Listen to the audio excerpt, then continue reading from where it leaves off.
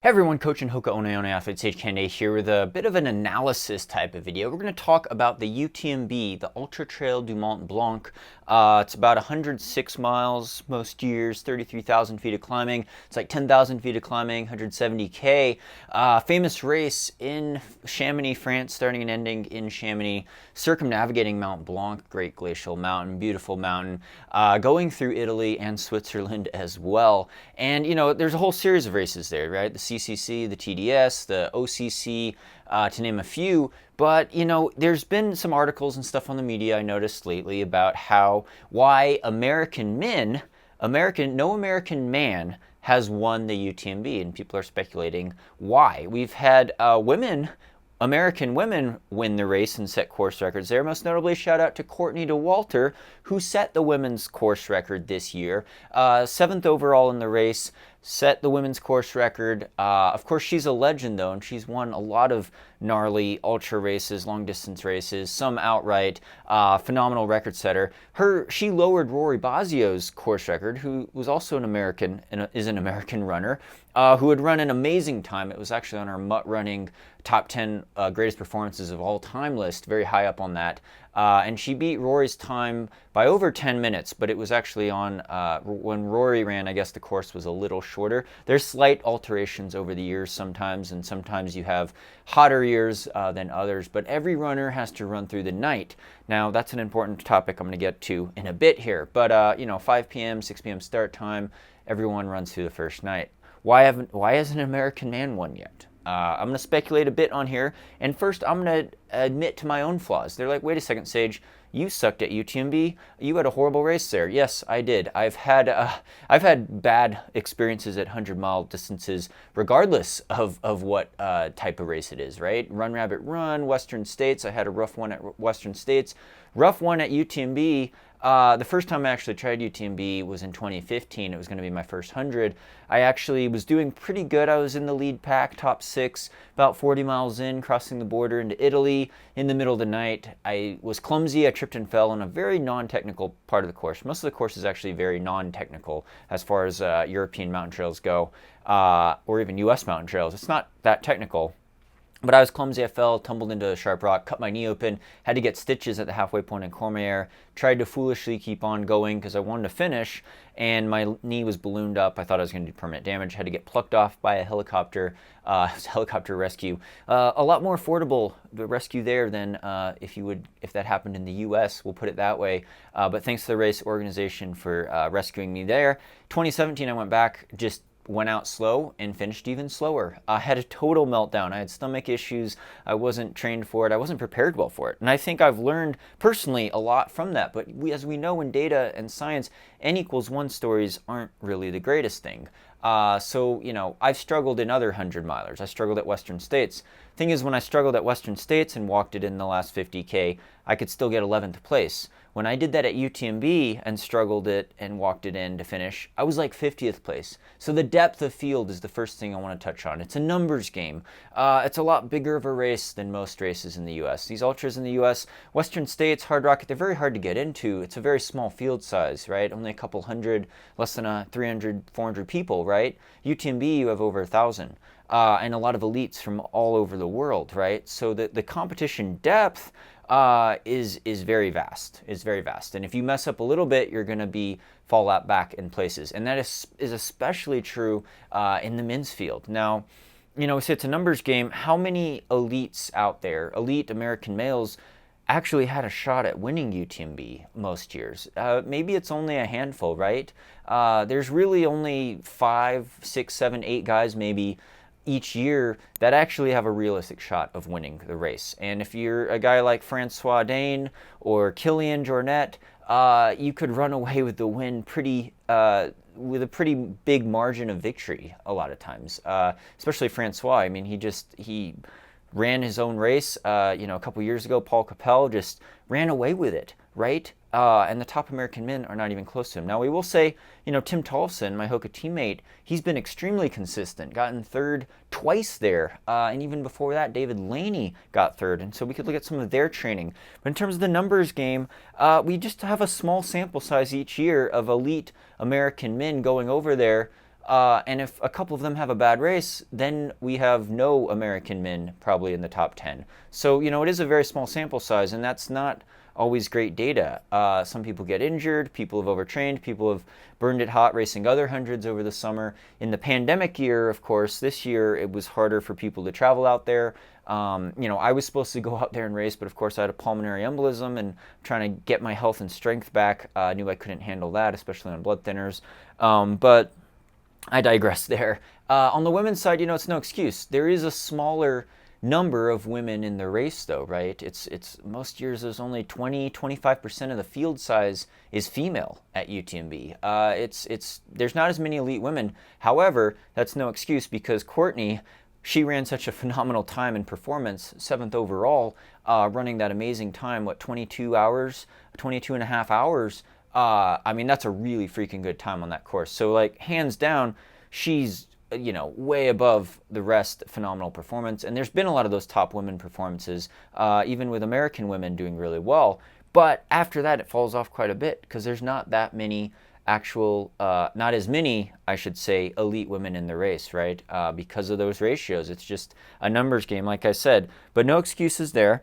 We will touch on what some of the European runners, especially I'd say European runners, who are used to training in the Alps, or Dolomites or Pyrenees or any mountain range over there, what they do differently and kind of what the mindset is, I think, that allows them to succeed more at a race like UTMB.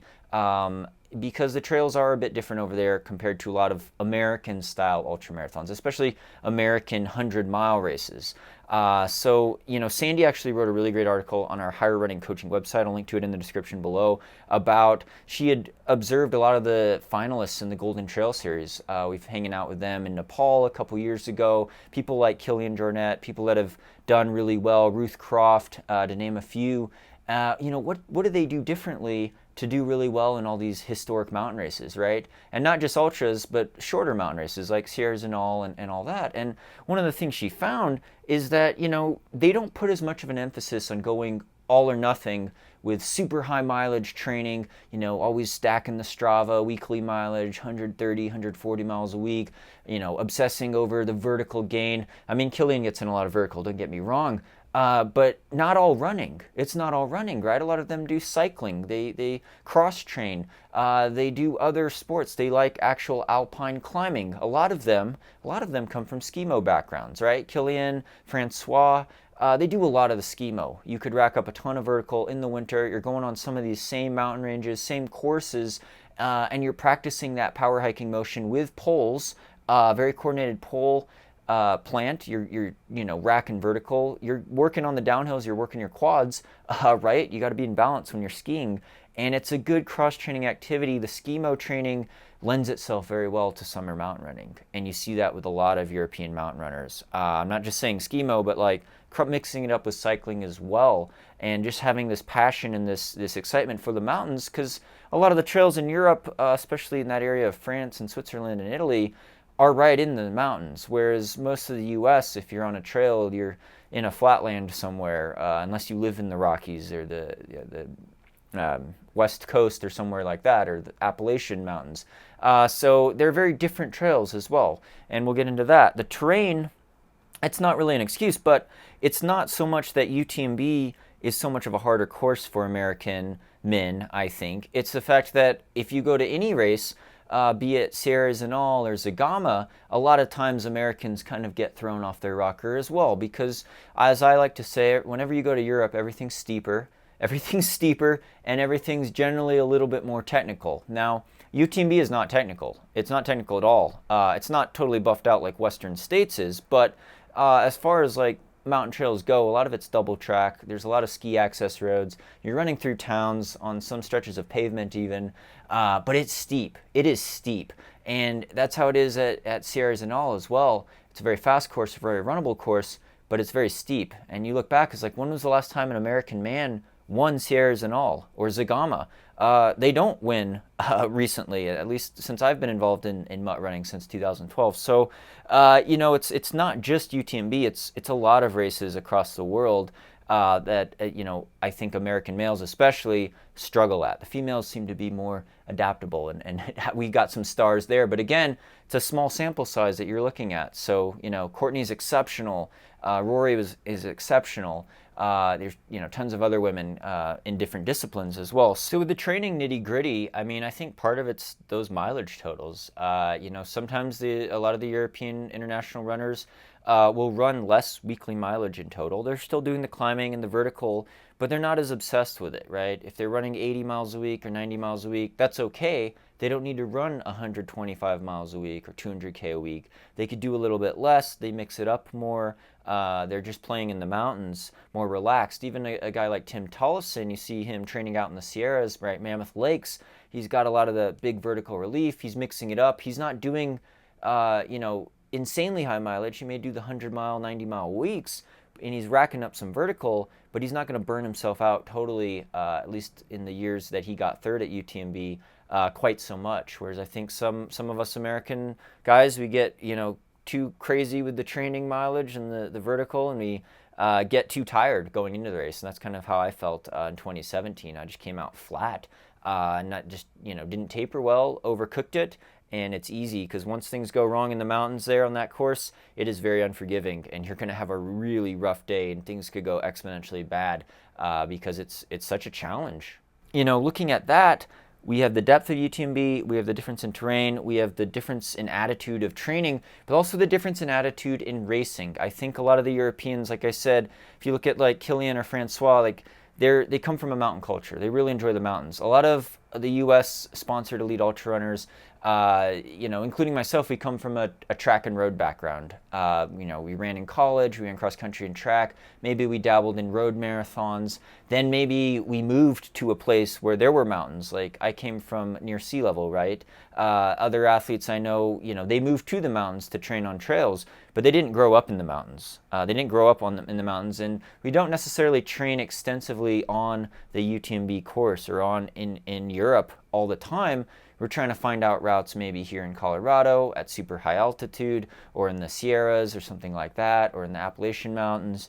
And they're all very different. These ranges are all very different. And if you don't get in some of that running on very fast downhills, but then very steep and power hiking uphills, you're not going to train your leg musculature very specifically, and you're not going to be very efficient for all the climbing and descending you have to do at UTMB. And if I've learned anything from that, I'd say, this is no excuse because Courtney trains in Colorado too, but training in Colorado sometimes is a double-edged sword because you're up at so high altitude, right? You go out to the Hard Rock course, and Francois Dane did really well there.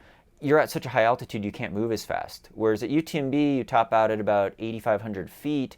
You're at a little altitude, but not the super high altitude. You need to move fast. You need to move fast, and you need to be able to run downhill at, a lot of 6-minute mile splits are happening on some of those downhills. It's amazing. It's amazingly fast, and to take that quad pounding on those descents and those steep grades, negative 20% grade for 4,000, 5,000 feet down, you have to have really strong legs. And again, back to the skimo, the vertical, being able to use your poles very efficiently, that's a big difference. Whereas if you go to a lot of U.S. races, minus Hard Rock, I will say, but the Western States, the Lake Sonomas, even the Leadvilles, they're very much more runnable. It's more of a pure running thing. You don't have to carry very much gear. You're not required to carry a whole heavy backpack that weighs 4 or 5 pounds. A lot of times you have pacers. I'm not saying the pacers is a huge benefit for elites, but it's a lot different. Whereas you go to UTMB, you got all the gear you have to carry in your pack. You probably should use trekking poles if you're coordinated with them. I'm going to use trekking poles when I go back to UTMB, but I'm getting into skimo more now, so that makes sense. But you also have to be very sufficient in the mountains at night, right? With the 5 p.m. start, everyone runs through that first night. Most people run through 2 nights. When I suffered my finish at UTMB, it was starting to get dark for the second night, and I was like, I do not want to pull out that headlamp again. But most people do deal with 2 nights at UTMB, or at least part of the second night. And it's night running's hard if you don't practice it and you're not used to it, which a lot of Americans aren't, because if you're an elite American ultra runner and you run Western States and finish well, you could finish in the daylight at Western States, right? You start in the morning, you run all day, you could finish before it gets dark. Same thing at Leadville. If you're running a really fast time at 100 like Leadville, you could finish during the day. So we're not used to running all night so much. And at UTMB, it's unique because on some weather years where it gets kind of cold, you have to be up high on, you know, some of the biggest climbs on the course, Grand Col Ferret, climbing up, and it's still dark and it could be very cold. And you have to be able to utilize your gear very quickly so you don't get cold and start getting hypoglycemic and just burning out or having your muscles lock up on you. Whereas then the sun comes up during the day, you're coming through Champagne Lock, it could start getting really hot. It could be a hot, kind of humid day as you're coming into Chamonix or Vallorcine to finish. So, you know, that's the kind of time frame you're looking at as an elite guy hitting those splits around the UTMB course. And, you know, they say, oh, you know, the race doesn't start till Champagne Lock. Well, you know, a lot of times the elite guys break it open at Courmayeur, at the halfway point, right? And the guys that start in the lead end in the lead. A lot of guys that start in the lead don't end in the lead. But, you know, that lead pack goes out at sub 6 minute mile pace, first mile through town. And, you know, 20, 30 guys go out that pace. Well, those guys in that lead pack are some of the guys that are probably going to be top 5 in the race. You could pace yourself patiently maybe and do what Dave Laney or Tim Tollefson, work your way up till 3rd, come from 20th place, work your way up to 3rd. But to actually win, you got to be in that lead pack probably. Or, you know, you could pull one of my Hoka teammates, French runner, Ludo, he came from behind and won. But that's pretty rare for the men's race at UTMB. So the strategy, the mindset, I think is very different. And I think with American runners, we tend to think all or nothing, go big or go home. You know, we've done these big weeks on Strava. Maybe we overcooked ourselves. You know, personally, I think trying to race 200s in a summer is a liability and makes it very hard to peak at UTMB. Of course, Francois Dane, who won UTMB this year for the men, he won Hard Rock as well right before. So it's, you know, that's an N=1 phenomenal performance, but I'm not saying that's probably the best bet for most people. And if you're running a race like Western States, for example, that race is just totally different. Like Western States, net downhill, you know, the limiting factor is usually the heat. It's just a totally different dynamic. It's almost all very runnable. Like it's so much faster of a race compared to UTMB, where you basically are forced to power hike a lot of the uphills because they're so steep and because the climbs are so long. And it's rare to find that kind of smooth trail that's steep in the U.S. that keeps going up and up and up for 4,000 feet. Even in the mountains here in Colorado, you got, you know, technical rocks, high altitude, and trailheads that start already pretty high. So to get those big climbs, you have to scout those out. You have to practice running down ski access roads at really steep grades. You have to practice with your poles if you're going to use poles, and you have to dial in that night running. And again, it's something I'm still learning. Again, I'm no expert on this. This is all speculation on my part. But, you know, I was just looking at, you know, knowing the course, knowing some of the races, knowing how some other elites, American males at least, train or you know, the kind of lifestyle or background they come from. This is just kind of my subjective analysis. So comment below, check out Sandy's article. She's got a good summary of the kind of the difference in European mountain running attitude or international mountain running attitude compared to just kind of the US mindset, because you know, it's very different, I think, and that's, I think, part of it, really. But, you know, comment below, what do you think? Why hasn't an American male won UTMB yet? You know, I'd love to go back there and try to do really well. It's a bucket list for me. It's an amazing race, amazing organization. I think it's the greatest long-distance ultramarathon mountain race in the world, and just a really spectacular event. But very lucrative. So, you know, comment below what's going on here. If you agree or disagree with my analysis in this video, what you'd like to see, any other insights, comment below. Thank you so much for tuning into this analysis video. I got more vlogs coming your way, more training talks, shorter videos. Thanks so much to title sponsor Hoka One One, keeping the dream alive, as well as all you Patreon supporters for keeping this channel going. Hope you're doing well. Be sure to subscribe, like these videos if you like them. Check out my playlists. Hope you're doing well again, and stay tuned for more VO2 Max Productions.